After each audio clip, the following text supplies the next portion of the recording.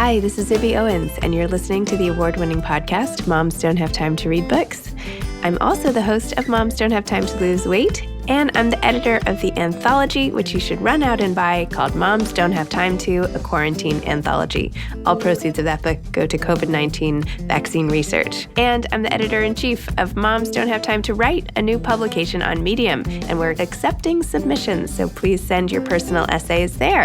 And if all that isn't enough, you can follow me on Instagram at Zibby Owens, and my website is zibbyowens.com. Okay, now back to this amazing podcast. Another day of the June Book Blast. Today is family-related fiction, and I hope you enjoy these episodes.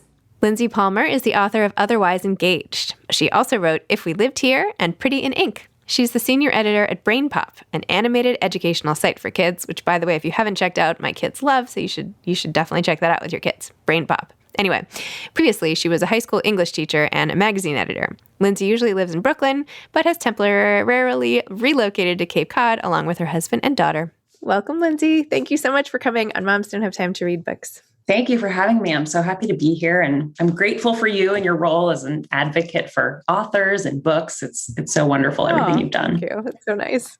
P.S. I love that Otherwise Engaged cover now matches the wall behind you and even the matching lampshade on that cool lamp. And it happens to be like my favorite color. So there you go. Yep. Oh, I didn't even think about that, but that's right. I should just, display it all around this turquoise live room. In your book cover. I mean, it's an immersive experience. You might as well. So for people who are not familiar yet with what Otherwise Engaged is about, could you tell them a little bit more about the plot and then also what inspired you to write it? Sure. So the protagonist of Otherwise Engaged is Molly. And very early on in the book, she and her boyfriend Gabe get engaged. And then very quickly, she discovers that he has been writing this novel that happens to be a thinly veiled retelling of his relationship with his ex, whose name is Talia, and he barely even changes her name. In his novel version, her name is Dahlia. And this book becomes this big hit. And then his ex shows back up on the scene, and it causes all kinds of distress and basically leads to a real unraveling for Molly as they are also planning this wedding that may or may not happen.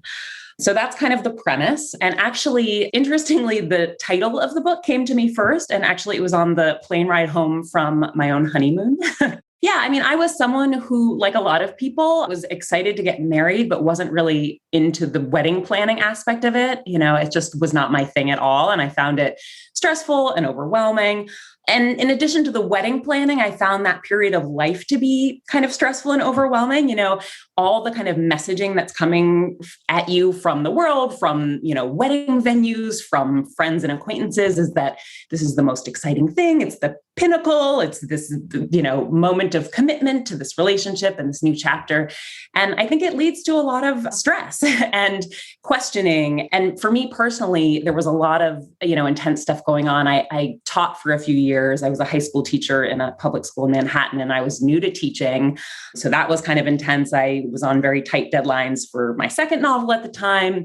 My now husband was unemployed for a period of time. So there was a lot going on that added to all of this. And when I just started talking to other people, I realized that for a lot of people, they found this to be a kind of tumultuous, difficult time. So I wanted to explore that in fiction, and I wanted to think about how I could really raise the stakes. And it felt like, finding out that your new fiance has written this novel about their ex was a way to do that. And additionally, I'd written a couple of previous novels where a lot of the events in the novels were based on my own experiences.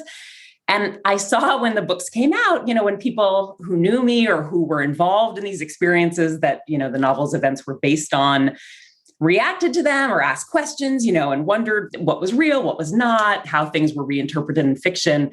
I was interested in that and felt sympathetic to that experience of what it might be like, to have a writer in your life who's kind of picking, from real life and putting it into their fiction.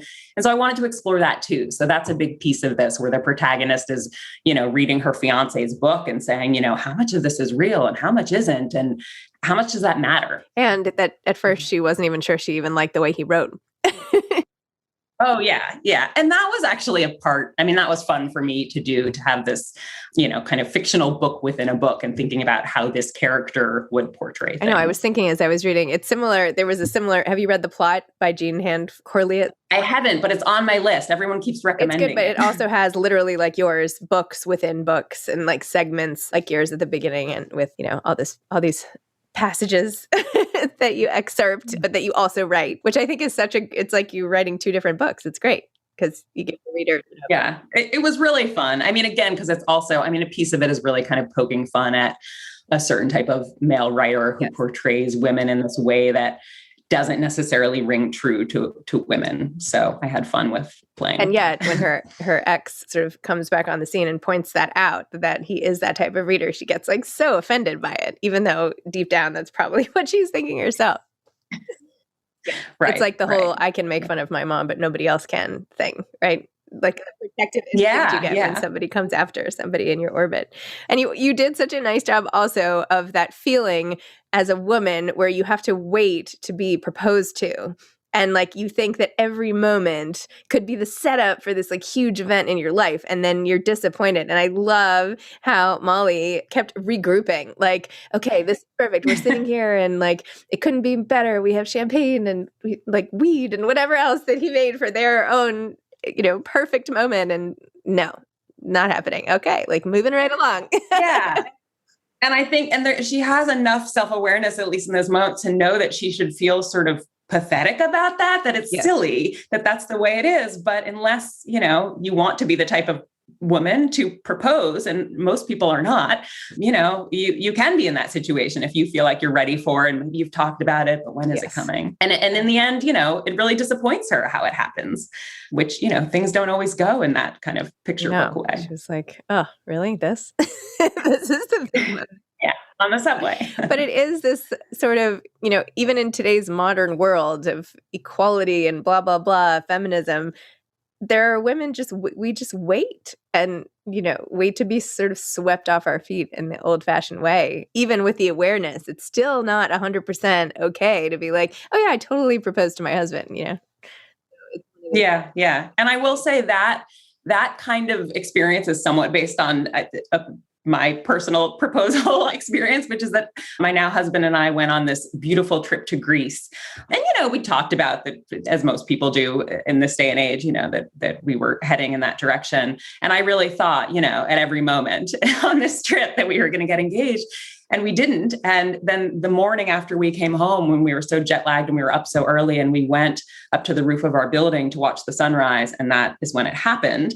And then later, my husband admitted that he'd actually carried the ring through this whole trip, waiting for the right moment that just kind of didn't come. And he decided, it would be better to do it in our environment, which in the end was a really sweet story. But at the time, I was like, wow, we're in these like gorgeous beaches, here we are in this special place, and it didn't come. And, it didn't work out that way.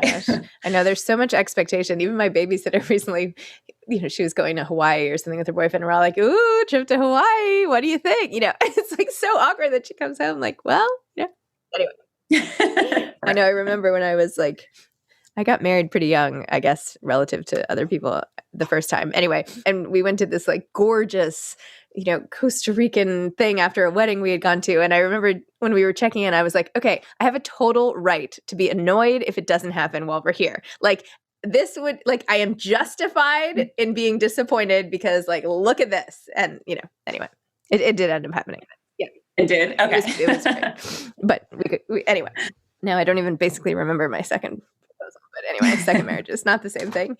Well, I have to say, like, you write in a very beautiful literary way, one that I wasn't necessarily expecting from like the cover. Do you know what I mean? Like, this is not just like, this is not like a beachy read. This is not just a beach read of like a romance of people getting, this is like, you're a really good writer. I mean, like, it's very literary, the prose and the language and how you describe everything and the dialogue and all of it. It's very literary. So anyway, take that for whatever.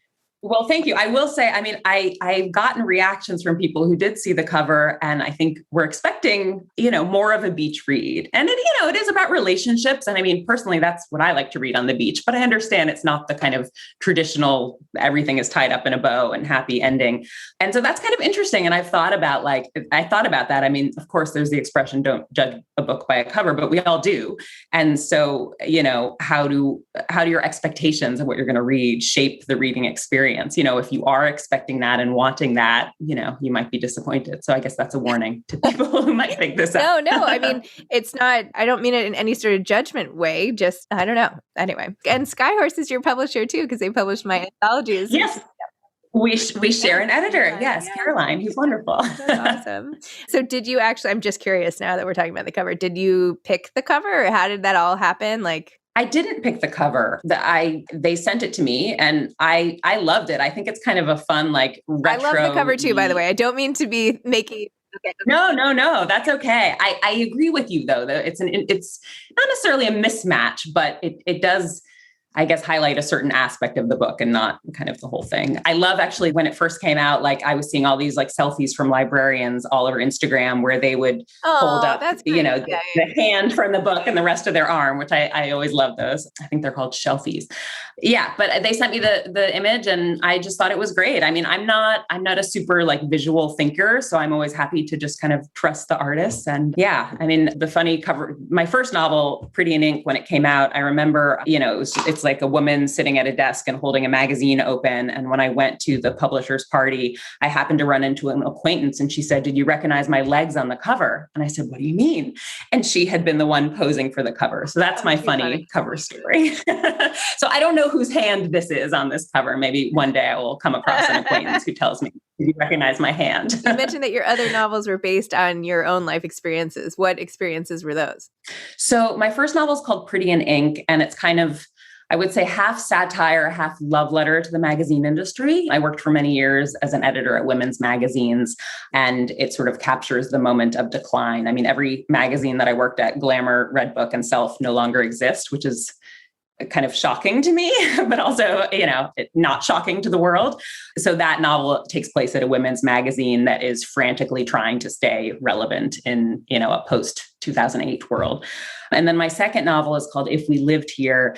And it's a couple moving in for the first time, having this horrendous New York City apartment hunt, which I feel like everyone who's lived in New York City has those kinds of stories. And the couple is not my now husband and me, but it is based on a lot of, apartment hunting experiences we had when we first moved in together. We ended up in housing court for a couple of years, battling a landlord. We signed a lease and then quickly discovered there were bed bugs in this apartment and tried to get out of the lease. And, he didn't give us our money back and we took him to court, and we did eventually win, but it took about a year and a half. Well, good for you for going to court and not just Thanks. In the end, when I actually calculated how much time and effort I was putting into it, but it felt like the principle of the matter. I was like, we will get our money back. Good for you. That's amazing. Thanks. So what's your process like when you're working on a novel? What's your writing process like?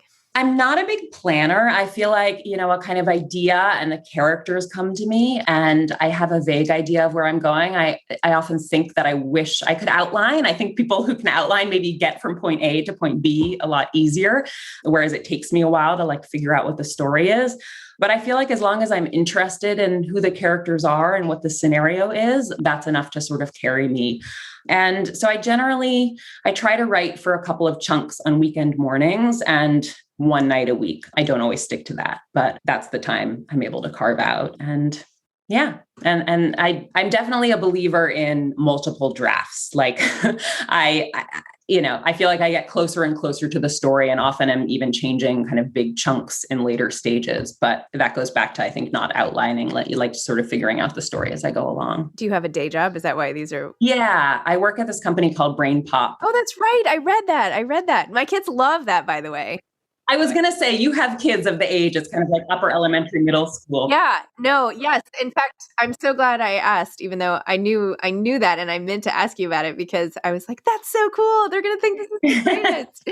Yeah, they come home from school. They watch it at school. They'll watch one in science and then they'll come home and then they'll show me what they watched and then we watch another. And anyway. Yeah, they're really fun. It's a fun job. So I write those scripts or I edit the scripts. And it means that, I'm always working on different topics. So I'm always learning new things, which is also serves me in fiction because I know like a little bit about a lot of things. And so I can kind of pull facts out, which is nice. But yeah, it's a fun job. After I taught, it was a nice way to stay in education, but not come home with like stacks of papers to grade at the end of the day. What's one that you've written recently that I can show them? Let's see. Figurative language recently came out where Tim is like an advertising executive trying to come up with campaign slogans for one of the other characters, Cassie, who's running for class president. Love it. Tulsa Race Massacre is coming out next week because it's the 100th anniversary. That's a much heavier topic. Okay. Figurative language with Cassie and Tim. Oh, great. Yeah. Awesome. So neat. Love it. So are you working on a new novel now? So I just finished a novel that is now out to potential editors. So fingers crossed. That's tentatively called Reservations for Six. And it's about like 6 best friends, 3 married couples who for the past decade have gotten together for every one of their birthdays at the same restaurant. They have this tradition. And the first of their group is turning 40. And it opens at his 40th birthday at this restaurant. And he announces that he wants to get a divorce. And so the rest of the novel follows the following year and sort of how this announcement ripples through their group of friends. I really was interested in thinking, as after Otherwise Engaged, after the stage of like everyone I know getting married happened, slowly people start getting divorced and thinking about how, of course, that affects the couple, but also that couple's orbit and their group of friends. So that's what this novel is about. Well, if you need any more research. Good to know. Thank you. I have to say, even though not stereotypically, but like the common, even though you think that you hear that when you get a divorce, your friends will, choose sides and leave you and whatever. It was such a surprise, at least to me, what exactly ended up happening in people's responses and who ended up being loyal and who like didn't. And that was actually one of the harder parts of the whole thing, was not knowing who you could really trust and rethinking all sorts of relationships in the wake of another one being completely sort of decimated. So it's sort of rubble falling on top of somebody who's already like been downed by an earthquake or something. It's just more to get out from under. Yeah. It's a lot. And I mean, I don't have that experience personally, but from the other side of, if you're friends with both people, trying to navigate that and wanting to be supportive and there for people and, thinking through like, who's your closer friend? Like, who are you going to, and it's sometimes surprising like how it ends up. That's true. Wow. By the way, I loved the agent character in this book and how he didn't even punctuate his words. It was like, love Dahlia, let's talk or whatever. Like, I just thought that was so great. And you're like, and she's like, don't you want an editor who like has punctuation? Like it can like stop to write an email? An agent rather, sorry. Anyway, that was very clever. Yeah, thank you. I feel like people are very stylized. Like even they're like, I know the rules of grammar, but this is how I do it on email or this is how I do it on IM. Or That's true. No, you have like a very clever sort of way of observing the world, which you put in lots of places. Although I feel like if I were Molly, I would not want to be called Molly Moo, I have to say. I feel like that's like a bit pejorative or something. But anyway, do you have advice for aspiring authors? I knew you were going to ask this because I love listening to your podcast. No, it's great. I love hearing everybody else's advice. And I guess what I would say is to really be kind to yourself, which I know is like much easier said than done. I would give this advice to aspiring writers and myself too. I think it's very easy, especially when you're first drafting something, page to page, even like sentence to sentence, to just be disappointed in what you're coming up with and feel really down on yourself, especially if you're a big reader, which most writers are, and you're reading really wonderful prose in the pages of, your favorite writers' books. And I think that really can get in the way of your process. Like it gets in the way of being creative and playing on the page. And so if you can, just kind of practice self-compassion and trust the process and know that you're going to keep working on this and it is going to get better, then I think that frees you up to be able to work and not just kind of feel down on yourself. So I don't think writing gets easier over time, but I do feel like the more experienced you are, the more you can trust that and know like your clunky, terrible first draft is going to get better. And so I think that is helpful. And it's useful to know early on that, being nice to yourself is helpful and will make the process, more satisfying and go more smoothly. So that's what I'd say. Excellent. I love that. Amazing. Well, thank you so much for coming on Moms Don't Have Time to Read Books. Thank you for being a listener too. That's awesome. I love when I hear that authors are listeners because I don't know. I just do. It makes me really happy. Thanks for having me. By the way, you have like the best titles. So Reservations for Six is perfect. I just love it. Like all of your titles are so clever. It's great. So can't wait. Thank you. Okay. All right. Take care. Take care. You too. Bye-bye. Thanks for listening to part of my June book blast. I hope you enjoy it. Come back tomorrow for more. Thanks for listening to this episode of Moms Don't Have Time to Read Books. Don't forget to follow me on Instagram at Zibby Owens and at Moms Don't Have Time to Read Books. Also sign up for my newsletter at zibbyowens.com and sign up for my virtual book club and meet lots of authors on Zoom every other week. Thanks so much to Steve and Ryan at Texture Sound for the sound editing. And thank you to Morning Moon Productions for providing this fantastic intro and outro music.